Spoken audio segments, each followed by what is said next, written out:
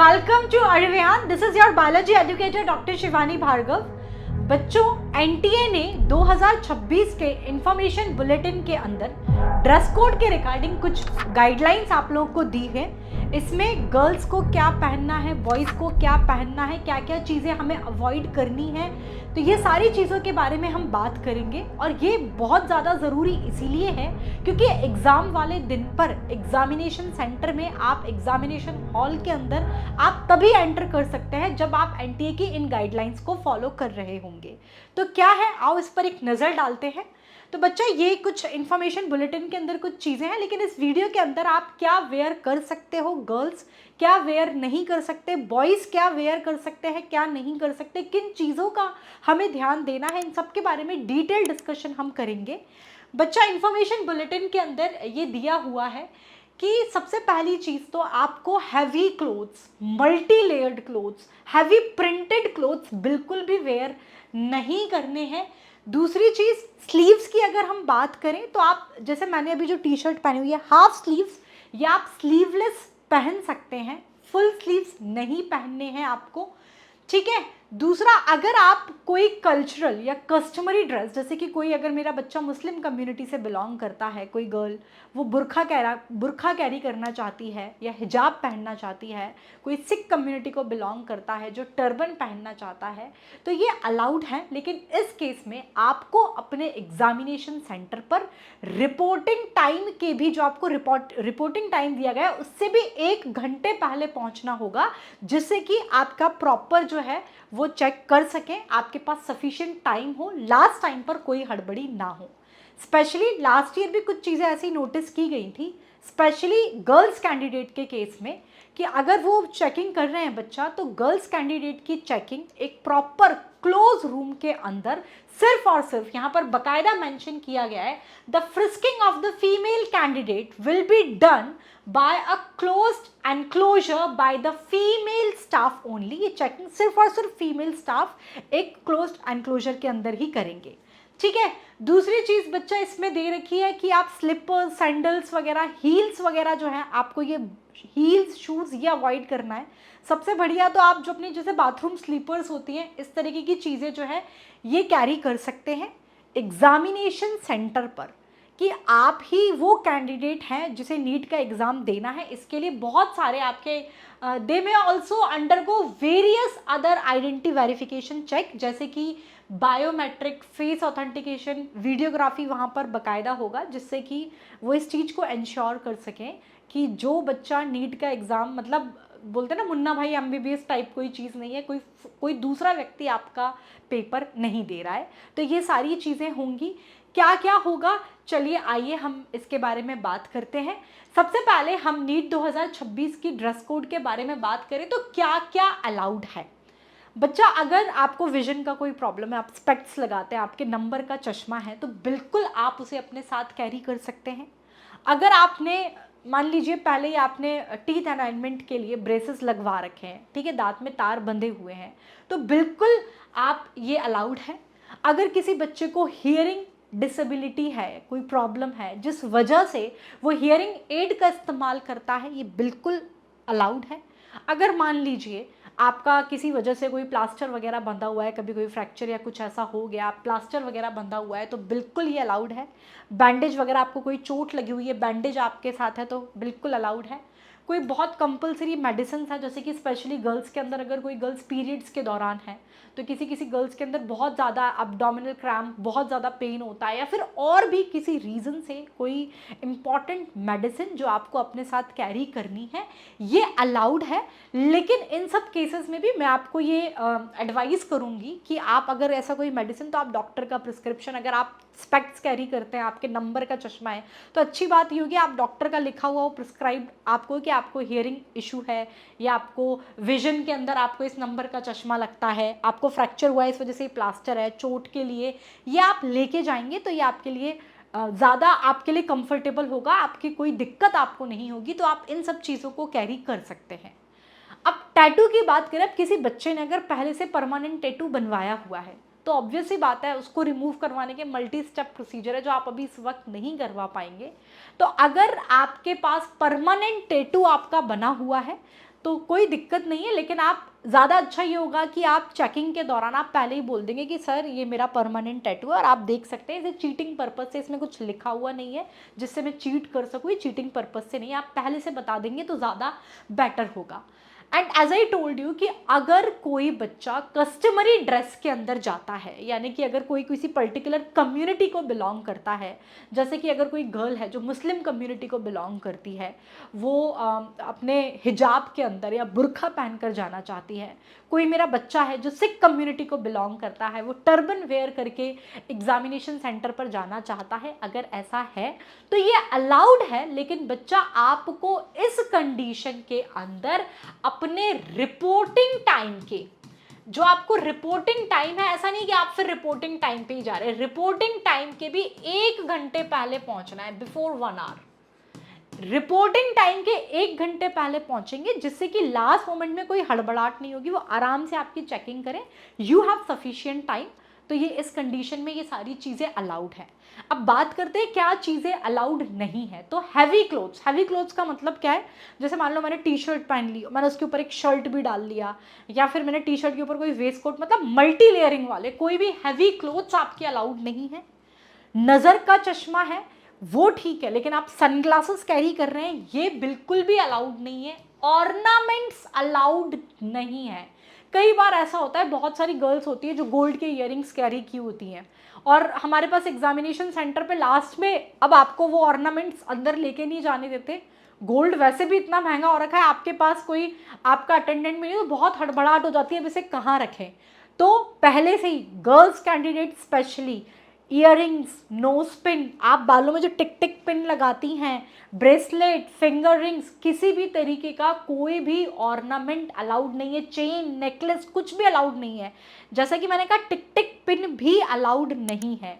Even तो girls इस चीज़ के लिए भी रेडी रहें, जिनके लॉन्ग हेयर्स हैं, अगर आप पोनी टेल बांध के जाइए घर से तो पोनी टेल बांध के जाते हैं, लेकिन हो सकता है कुछ केसेस में वो अलाउड कर देते हैं, आपको रबर बैंड के साथ अलाउड कर देते हैं। कुछ केसेस के अंदर हो सकता है एग्जामिनेशन सेंटर के बाहर आपसे वो रबर बैंड भी ले लिया जाए और आपको ओपन हेयर के साथ एग्जाम देना पड़े, तो आप इस चीज़ के लिए भी मेंटली प्रिपेयर रहिएगा।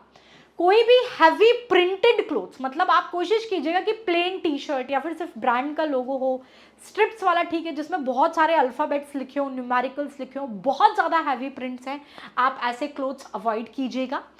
बॉटम, जैसे बहुत सारे लोग बहुत स्किनी टाइट फिटेड जीन्स वगैरह पहनते हैं, तो आपको टाइट बॉटम्स नहीं पहनने हैं। जीन्स तो बिल्कुल ही अलाउड नहीं है, नहीं पहननी है। हाई हील्स या सैंडल्स नहीं, जैसे कि मैंने बताया सबसे बेस्ट ऑप्शन अपनी जैसे बाथरूम स्लीपर्स होती है, आप उनको कैरी कीजिए अपने साथ, वो पहन के जाइए। तो आप हाई हील सैंडल्स नहीं पहन सकते हैं, शूज़ बिल्कुल भी नहीं पहन सकते हैं।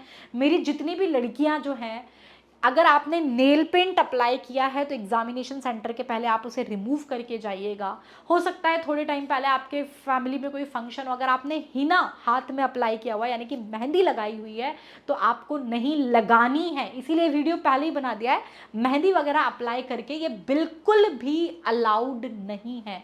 बच्चा, हम पूरे साल भर 2 साल जो भी आपका जर्नी है, नीट की इतनी तैयारी करते हो, लेकिन इनमें से एक भी मिस्टेक अगर आप करते हैं तो ये आपको आपके एग्जामिनेशन में बैठने ही नहीं देगी। तो इसलिए बहुत इंपॉर्टेंट है एनटीए की इन सारी गाइडलाइंस को फॉलो करना। जैसे कि मैंने आपको बताया, कोई भी ऐसे हैवी क्लोथ्स, जीन्स अलाउड नहीं है, नेल पेंट आप लगाते हैं तो अलाउड नहीं है, शूज़ नहीं पहनना, इस तरीके के हाई हील्स नहीं पहनना, किसी भी प्रकार की कोई भी ज्वेलरी, इवन तो आपके हेयर में जो टिक टिक पिन होती है वो तक अलाउड नहीं है। रबर बैंड लगा के जाओ, कुछ सेंटर्स पे मैंने देखा है कि अलाउड कर देते हैं, लड़कियां पोनी टेल में जाती हैं, और कुछ सेंटर पे नहीं करते, बकायदा वो रबर बैंड भी निकलवा लेते हैं।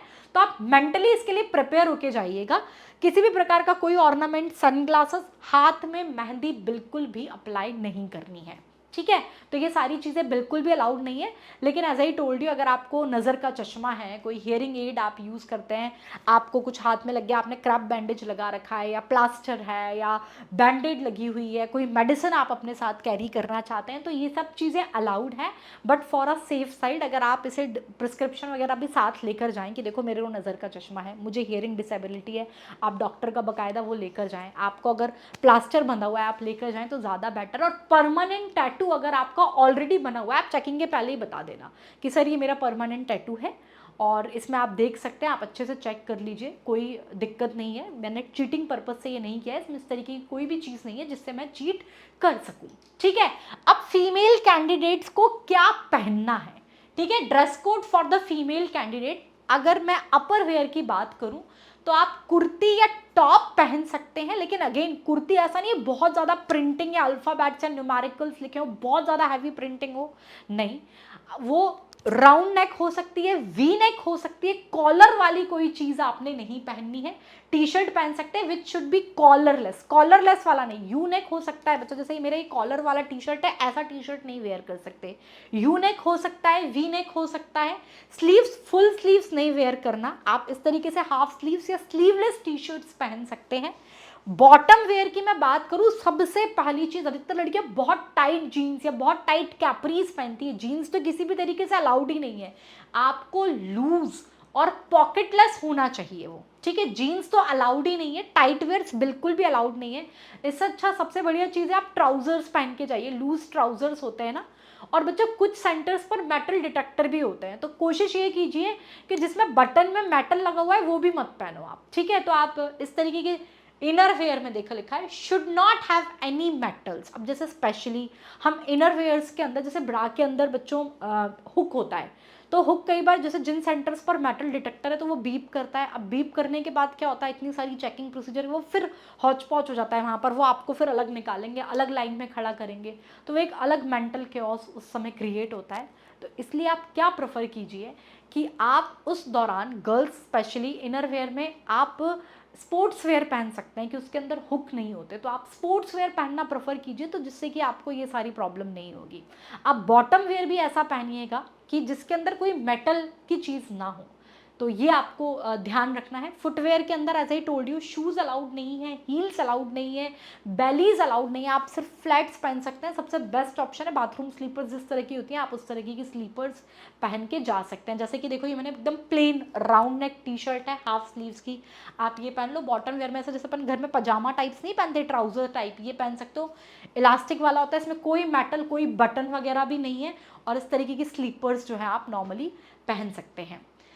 मेल कैंडिडेट की बात करें तो वो ऊपर वो भी सिंपल टी शर्ट पहन सकते हैं। टी शर्ट, शर्ट्स अलाउड नहीं है बच्चा, टी शर्ट या कुर्ता आप पहन सकते हो, वही सेम हाफ स्लीव या स्लीवलेस हो सकता है, कॉलरलेस होना चाहिए। शर्ट्स इसलिए अलाउड नहीं है, शर्ट्स बिल्कुल अलाउड नहीं है, कॉलर नहीं होनी चाहिए। और बॉटम वेयर में आप ट्राउजर्स पहनिए। अब उसमें बहुत से बच्चे होते हैं ऐसे ट्राउजर्स जैसा मल्टी पॉकेट्स होती है, बहुत सारी 4, 6, 8 पॉकेट्स स्टाइल में पहन तो जाते हैं, ऐसे ट्राउजर्स नहीं पहनने। नो एक्स्ट्रा पॉकेट्स, ठीक है, नो मेटल, आप भी वही मेटल डिटेक्टर होगा तो मेटल वाली ऐसे अवॉइड कीजिए इस तरीके की कोई भी चीज़ें। फुटवेयर में सेम, शूज़ नहीं पहन सकते बॉयज़ भी, वही स्लीपर या स्लाइडर्स अलाउड है। तो जैसा कि मैंने बताया, आप सिंपल वही स्लीपर्स पहनिए, ठीक है, कंफर्टेबल क्लोथ्स पहनिए जिससे कि आप आराम से इस तरीके की सिंपल स्लीपर, इस तरीके का T shirt round neck V neck में half sleeves, plain T shirts लेके जाओ। सबसे बढ़िया चीज़ बॉटम वेयर में, जैसे आप घर में पजामा इलास्टिक्स वाले नहीं पहनते वैसे आप लेके जाओगे, तो जिससे कि लास्ट में कोई क्योस वहाँ पर क्रिएट नहीं होगा। आपको एज आई टोल्ड यू, ये फाइनल चेकलिस्ट है, क्योंकि कई बार होता है हमारी प्रिपरेशन मैम बहुत अच्छी है, सब कुछ बहुत अच्छा है, पता नहीं कुछ बच्चे, मैंने कई बार कई सेंटर्स पर देखा है हिजाब पहनते हैं या बुर्खा कैरी कर रहे हैं, तो फिर वो प्रॉब्लम होता है कि मैम हम तब भी रिपोर्टिंग टाइम पर ही पहुँचे। अरे आपको रिपोर्टिंग टाइम पे नहीं, आपको रिपोर्टिंग टाइम के भी 1 घंटे पहले पहुँचना है, क्योंकि एग्ज़ाम के टाइम आपका माइंड किस तरीके से काम करेगा उसके पहले के 2-3 घंटे भी बहुत इंपॉर्टेंट है। आप एग्जामिनेशन सेंटर में मान लो कि आप तो ऑन टाइम पहुँचे और जैसे तैसे एग्जामिनेशन सेंटर तक पहुँच भी गए, लेकिन उसके पहले इतना स्ट्रेस क्रिएट हो गया तो वहाँ पर आप थोड़ा सा आप परेशान हो जाएंगे। तो इन सब चीज़ों को अवॉइड करने के लिए आपको ड्रेस कोड को प्रॉपरली स्ट्रिक्टली फॉलो करना है। आपको अपना एडमिट कार्ड और एक वैलिड आईडी साथ में कैरी करनी है। आप अपने सेंटर पर, बच्चा पूरे साल भर की मेहनत है, आपको रीच सेंटर अर्ली, मतलब जिससे कि लास्ट मिनट में कोई पैनिक नहीं होना पड़े, आप आराम से अपना मतलब जो रिपोर्टिंग टाइम होता है उसके आधे घंटे पहले आप अपने सेंटर पर आराम से पहुंच जाओ। जो भी रिस्ट्रिक्टेड आइटम्स हैं उनको आपको नहीं लेके जाना है। काम रहिए, कॉन्फिडेंट रहिए, आपने साल भर बहुत अच्छी मेहनत की है, आप अपने ऊपर विश्वास रखिए, बिना किसी पैनिक के आप अपने एग्जामिनेशन सेंटर पर जा सकते हैं। दैट्स ऑल बच्चों, ऑल द वेरी बेस्ट। तो ऐसे और अपडेट्स के लिए और अपनी नीट की प्रिपरेशन के लिए आप हमें हमारे इस यूट्यूब चैनल और इंस्टाग्राम पर फॉलो कर सकते हैं। Thank you, bye bye.